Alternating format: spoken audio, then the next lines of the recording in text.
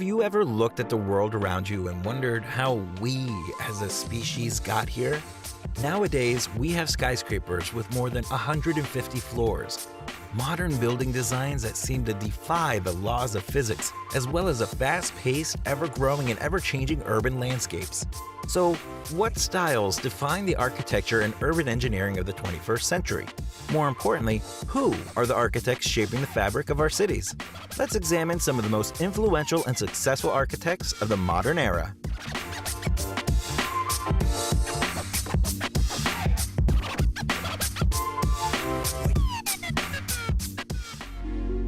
Not only is Santiago Calatrava a fantastic architect, but he is also a Renaissance man with many hidden talents. His primary vocations include architect, artist, and engineer. His wide-ranging talents enable him to build just about anything, including bridges, museums, and transportation complexes. Art critics often attribute the biotech style to Calatrava. Biotech is a modern evolution of organic structure, which was pioneered by Antoni Gaudi.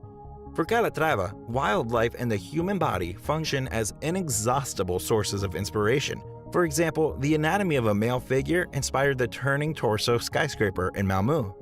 However, Santiago Calatrava saved his greatest creations for his hometown of Valencia, Spain.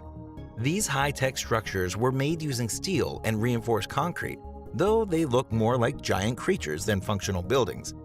In any case, these zoomorphic beasts of the City of Arts and Sciences attract thousands of tourists to Valencia every year. According to her mentor, Rem Koolhaas, Zaha Hadid is a planet in its own orbit. She has gone through a difficult creative path from deconstructivism to parametricism. This transition took her designs from sharp angles and asymmetry to complex curvatures and fluid lines. Her friend and colleague Patrick Schumacher named Hadid as one of the driving forces behind the parametricism movement. Though she began with styles popular in most modern architecture, Hadid evolved to capture and create a wholly unique style of her own. Since 2008, Hadid's projects often look as if they were born by nature itself. One popular example is Beijing Airport, which has fluid lines that resemble the inside of a plant cell, or even an alien spaceship.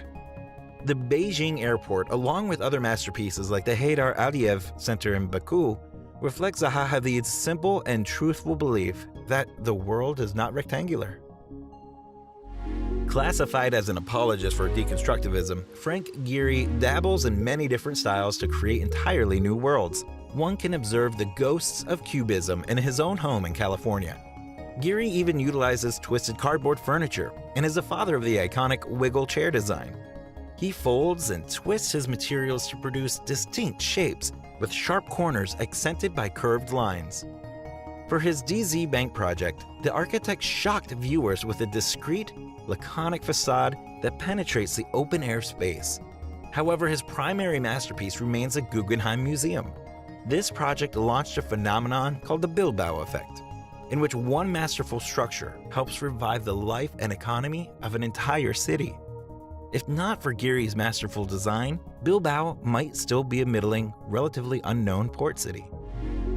Bjarke Ingels is a young and daring architect from Copenhagen. In his youth, he dreamed of being a comic book artist, which is reflected in his architectural manifesto, Yes is More.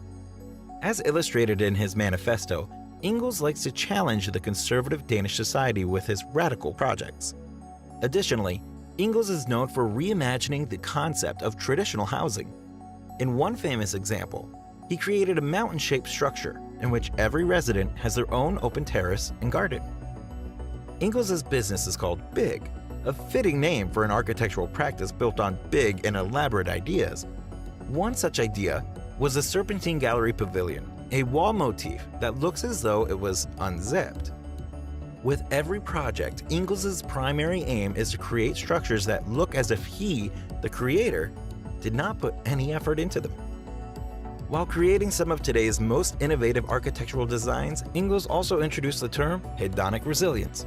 This is how the Copenhagen Energy Plant project was created, where a recycling plant is crowned with a ski slope, a hiking trail, and a climbing wall. Norman Foster is well known as a master of high-tech architecture. In fact, his first project resembles the aesthetics of the R. Rogers Pompidou Center in Paris, albeit turned inside out. However, Norman Foster's style has recently evolved towards sophisticated, high-tech glass structures inspired by Russian engineer Vladimir Shukov. Foster is also a strong believer in green architecture. His buildings have won worldwide LEED awards. One of his projects, Apple Park, received LEED Platinum in 2017. Apple was so happy with Foster's work that they've commissioned him for a total of 18 projects. So, if you see a cool-looking Apple building, Norman Foster probably created it. Foster's early dream was to build not skyscrapers, but eco-friendly vertical cities. His high-rise buildings breathe on their own with the help of natural ventilation, and whenever possible are constructed from recycled steel and feature living gardens. However, his most ingenious project is the city of Masdar, which provides energy not only to itself but also to its neighbors, Abu Dhabi. Though Abu Dhabi runs on innovation, particularly in the energy sector, it owes much of its success to Norman Foster. In short, Norman Foster is helping make the planet a more beautiful and eco-friendly place to live, one building at a time.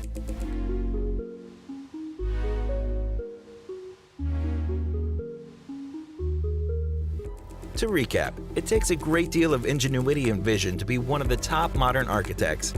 Bjarke Ingels wows people the world over with his radical designs, while Zaha Hadid's work reflects the development and evolution of an extremely talented artist. Meanwhile, Santiago Calatrava, Frank Gehry, and Norman Foster forever changed entire cities with their architecture.